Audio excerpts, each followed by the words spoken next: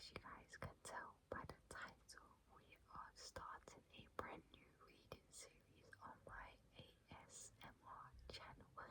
So I decided to do a reading series, a Read with Sean ASMR video, because one, I love reading, and two, I thought it would be amazing for you guys to always listen and see how it goes. As you guys can see, the book I've chosen for the first series is The Hunger Games. Now, The Hunger Games has over 400 plus pages, so it will possibly be a long series, a long part 1, 2, 3, 4, etc. before we finish the book. But I have chosen this book because I love The Hunger Games. I've watched every single one of them, but I've never actually read the books.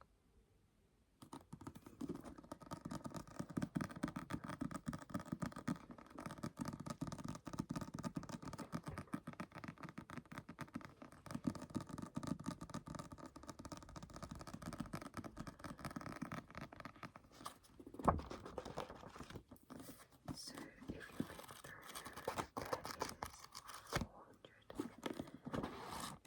there's around 400 and there's 35, 435. So we're gonna see how much we can get read in part 1. But I'm gonna read, I'm gonna read the back, but all it says is may the odds be forever in your favour. And there is actually more to go with it. And you can also watch this. But I'm gonna stop talking and rambling and let's get into reading The Hunger Games.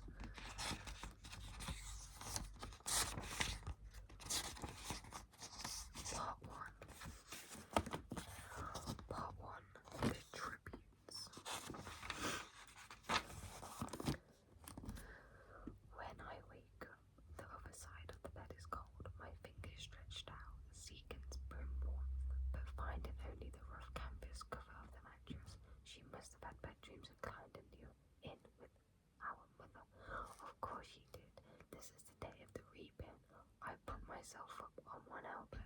There's enough light in the bedroom to see them. My little sister, Prim, curled up on her side, cocooned in my mother's body, their cheeks pressed together. In sleep, my mother looks younger, still worn, but not so beaten down. Prim's face is as fresh as a raindrop, as lovely as the primrose for which she was named. My mother was very beautiful once too, or so they tell me, sitting in Prim's knees, guarding her, is the world's ugliest cat, mashed in nose, half of one ear missing, eyes the colour of rotting squash. Prim named him Buttercup, insisting that his muddy yellow coat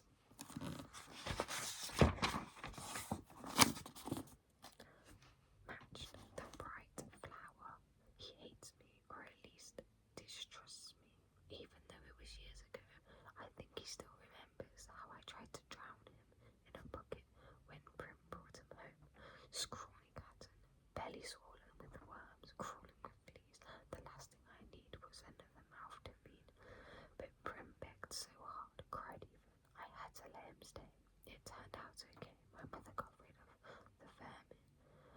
And he's a born mouser, even catches the occasional rat. Sometimes when I clean a kill, I feed Buttercup the entrails. He has stopped hissing at me. Entrails. No hissing.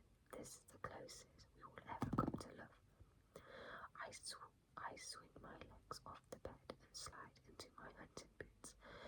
Supple leather that has moulded to my feet. I pull on trousers as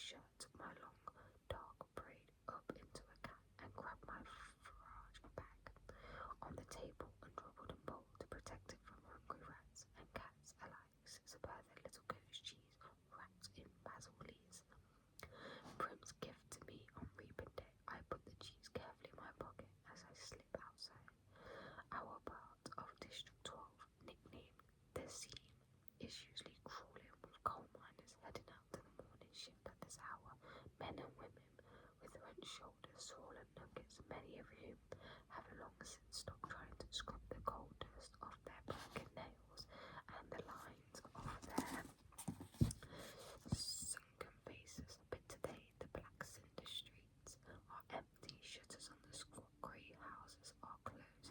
The reaping isn't till 2, may as well sleep in if you can.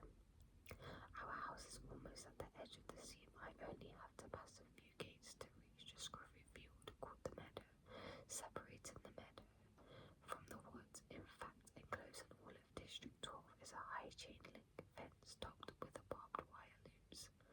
In theory, it's supposed to be electrified 24 hours a day as a deterrent to the predators that live in the woods.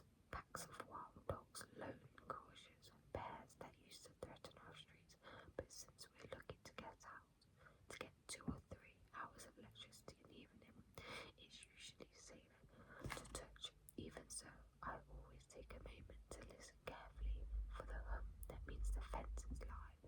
Right now, it's silent as a stone, concealed by a clump of bushes. I flatten out on my belly and slide under a meter-long stretch that's been loosened for years. There are several other weak spots in the fence, but this one is so close to home I almost always enter the woods here. As soon as I'm in the trees, I retrieve a bow and sheath of arrows from a hollow log. Electrified or not, the fence has been successful at keeping the flesh eaters out of District 12. Inside the woods they roam freely, and there are added concerns like venomous snakes, rabid animals, and no real paths to follow. But bears also, if you know how to find it. My father knew, and he taught me some ways before he was blown to bits in a mine explosion. There was nothing left of him to bury.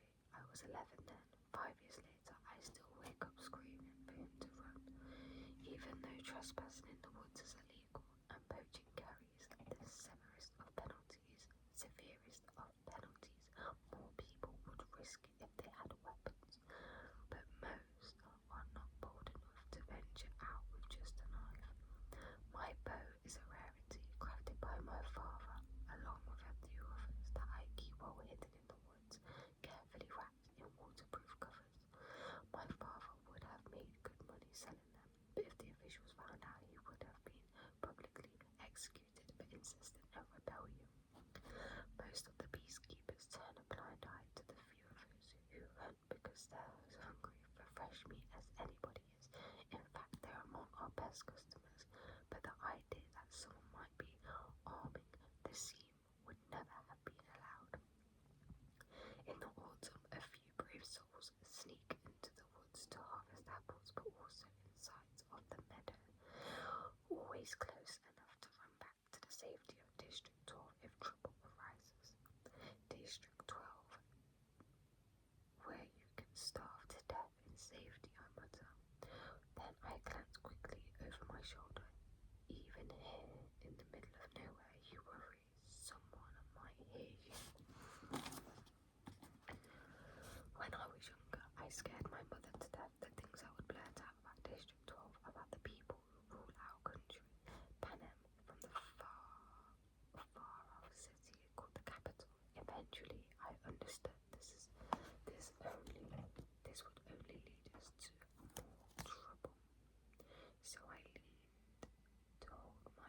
I learned to hold my tongue and to turn my features into an indefinite mask, so that no one could ever read my thoughts, do my work quietly in school, make only polite small talk in the public market, discuss little more than trades in the hop, which is the black market.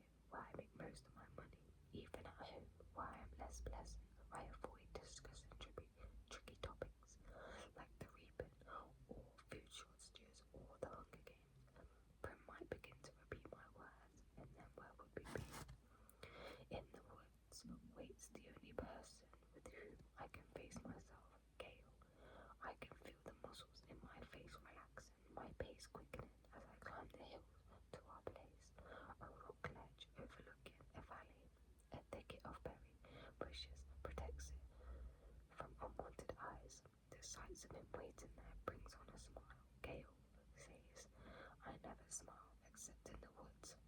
Hey Catnip, says Gale. My real name is Katniss, but when I first told him, I had barely whispered it, so he thought I said Catnip. Then when this crazy link started following me around the woods looking for me, hands out, it became his official nickname for me.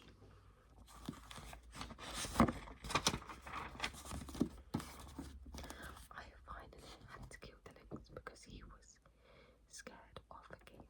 I almost regret it because he wasn't bad company, but I got a decent price for his belt.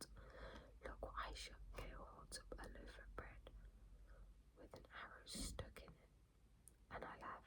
It's real bakery bread, not the flat, dense loaves we make from our grain rations. I take it in my hands, pull out the arrow, and hold the puncture in the crust to the nose, inhaling the fragrance that makes my mouth flood with saliva. Fine bread like this is for special occasions.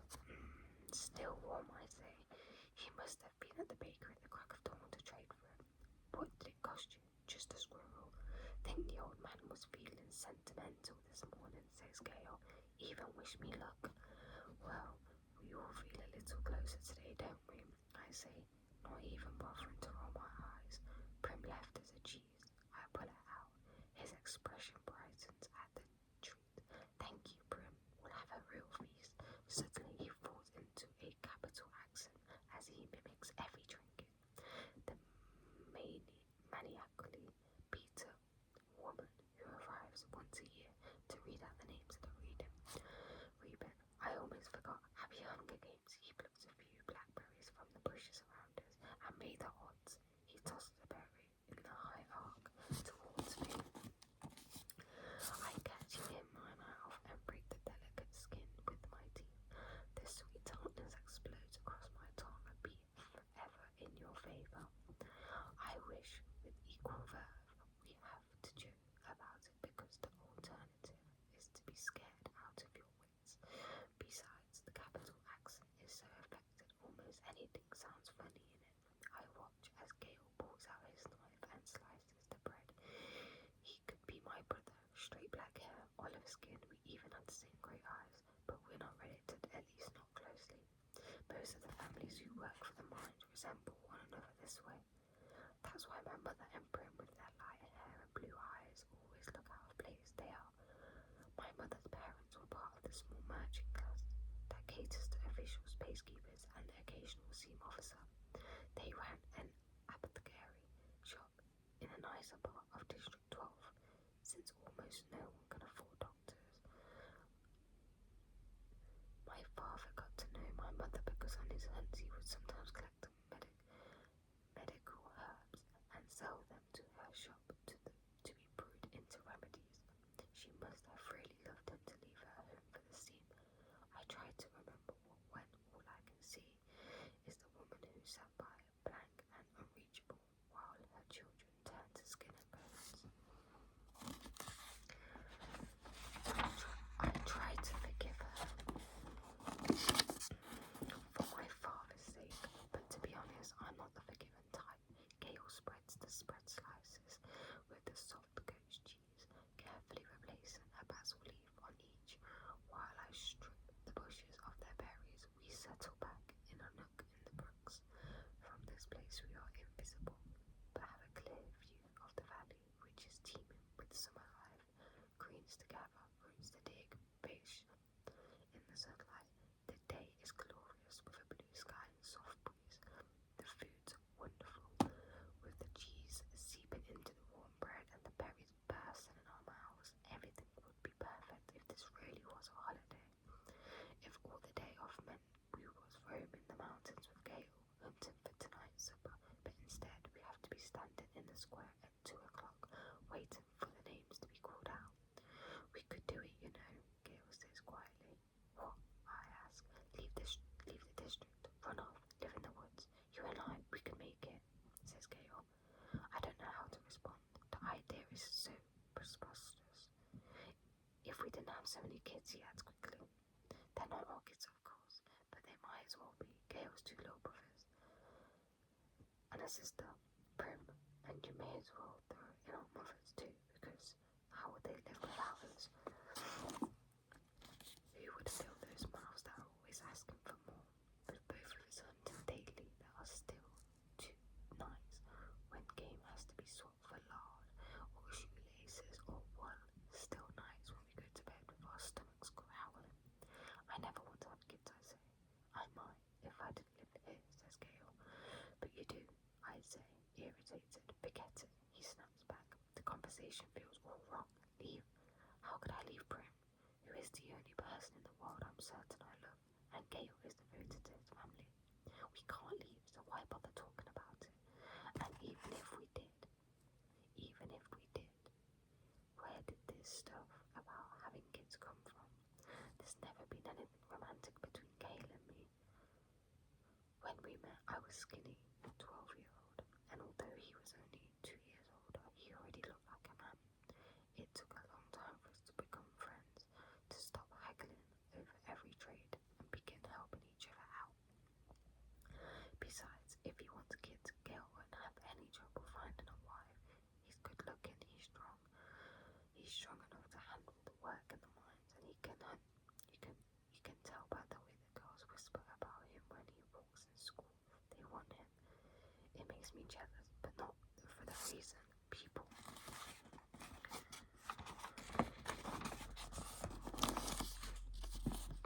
would think. Good hunting partners are hard to find. What do you want to do, I ask. We can hunt, fish, or gather. Let's fish at the lake. We can leave our bowls and gather in the woods. Get something nice for tonight, he says. Tonight, after the reaping, everyone is supposed to celebrate, and a lot of people do, out of relief that their children have been spared for another year. But at least two families will pull their shutters, lock their doors, and try to figure out how they will survive the painful weeks to come. We do well. The predators ignore us on a day when easier, tastier prey abounds. By late morning, we have a dozen fish, a bag of greens, and best of all, a large quantity of strawberries. I found the patch a few years ago, but Gale had the idea to string mesh nets around it to keep out the animals. On the way home, we swing by the hop, the black market that operates in an abandoned warehouse that once held coal. When they came up with a more efficient system that transported the coal directly from the mines to the trains, the hub gradually took over, and the space. Most businesses are closed by this time on reaping day, but the black market's still fairly busy. We easily trade 6 of the fish for some good bread, the other 2 for salt. Greasy say, the bony old woman who sells bowls of hot soup from a large kettle, takes half the greens off her hands in exchange for a couple of chunks of paraffin. We might do a tad better elsewhere, but we make an effort to keep on good terms with Greasy say.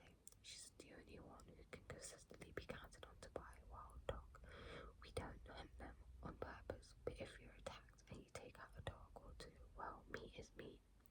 Once it's in the soup, I'll call it beef.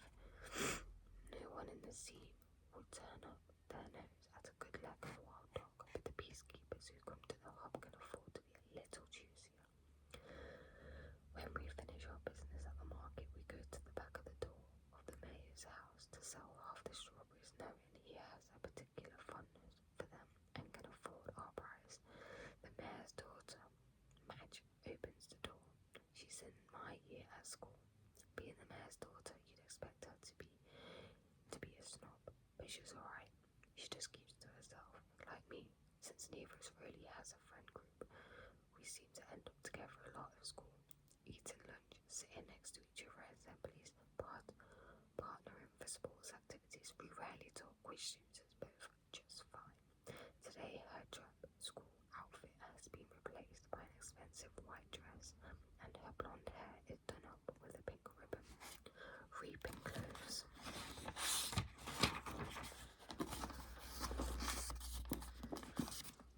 Pretty dress, says Gale. Mike shoots him a look, trying to see if it's a genuine compliment or if he's just being ironic.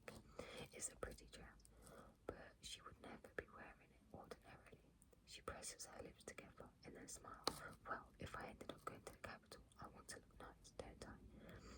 Now it's Gale's turn to be confused. Does she mean it? Or is she messing with him? I'm guessing the second. You won't be going to the capital, says Gale, googly. His eyes landed on a small but circular pin that adorns her dress, real gold, beautiful crafted. It could keep a family in bread for months. What can you have? 5 entries. I had 6 when I was just 12 years old. That's not her fault, I say. No, it's no one's fault. Just the way it is, says Gale. Madge's face has become closed off. She puts the money for the berries in her hand. Good luck, Agnes. You too, I say, and the door closes. We walk towards the seam in silence. I don't like that Gale took a dig at Madge. But he's right. Of course the reaping system is unfair, but the poor gets in the worst of it. You become eligible for the reaping the day you turn 12. That year, your name is entered once. At 13, twice, and so on until you reach the age of 18, the final year of eligibility when your name goes into the pool 7 times. That's true for every citizen in all 12 districts in the entire country of Panem. But here's the catch. Say you were poor and starving, as we were, you could opt to add your name more times in exchange for each tessary is worth a year's supply of grain and oil for one person. You may do this for each of your family members as well. So at the age of 12, I had my name entered 4 times. Once because I had to, and 3 times for grain and oil for myself, Prim, and my mother. In fact, every year I have needed to do this, and the entries are cumulative. So now, at the age of 16, my name will go into the reaping 20 times. Gale, who is 18 and has been either helping or single-handedly feeding a family of 5 for 7 years, will have his name in 42 times. You can see why someone like Madge, who has never been at risk of needing to zero, can set him off. The chance of her name being drawn is very slim compared to one of those who live in the steam. Not impossible, but slim. And even though the rules were set up by the capital, not the district, certainly not Madge's family, it's hard not to resent those who don't have to sign on.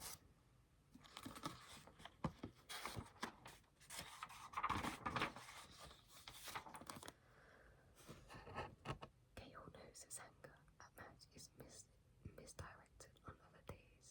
Deep in the woods, I've listened to him rant about how the tesserae are just another tool to cause misery in our district, a way to plant hatred between the starving workers of the seam and those who can generally count on supper, and thereby ensure we will never trust one another is to the capital's advantage to have us divided among ourselves.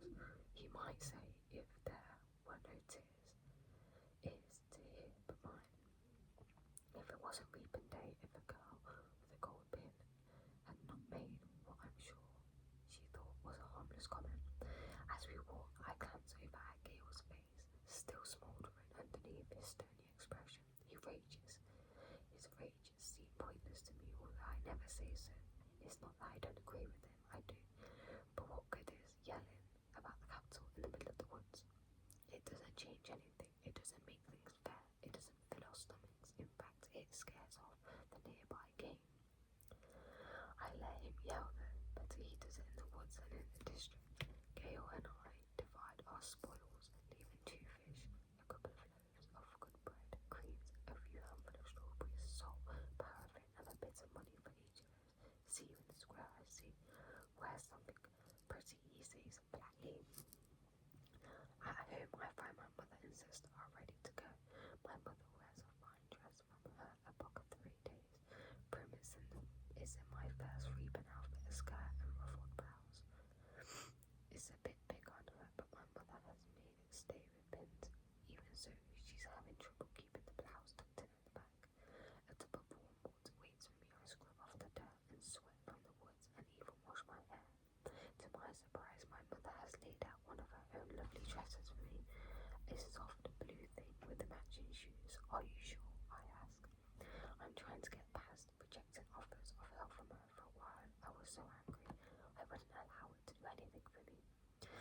this is something special. Her clothes from her past are very precious to her. Of course, let's put your hair up too, she says. I let her towel dry it and braid it on my head. I can hardly recognize myself in the cracked mirror that leans against the wall. You look beautiful, says Prim in a hushed voice, and nothing like myself, I say. I hug her because I know these next few hours will be terrible for her. Her first reaping.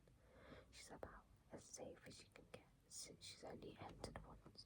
I wouldn't let her take out any sorry, but she's worried about me. That the unthinkable might happen.